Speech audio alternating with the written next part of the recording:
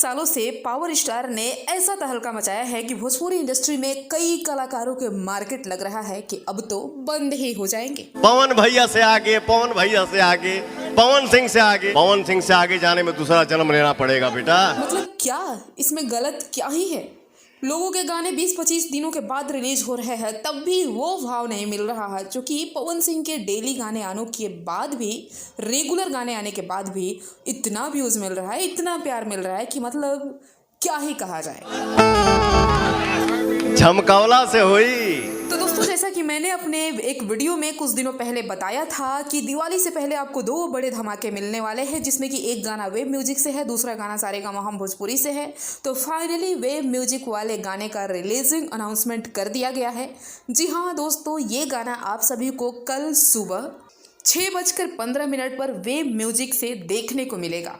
आपको बता दें कि ये गाना काफ़ी शानदार होने वाला है। जैसा कि आप जब इसका टाइटल देखेंगे ना, क्या है, मेहरारू मिलल गाय, और जिस तरह से इस टीजर में उसको दिखाया गया है, ये देखकर तो लग रहा है कि काफ़ी शानदार ये गाना होने वाला है और हम सभी को काफ़ी हंसाने वाला है और मनोरंजन से भरपूर होने वाला है।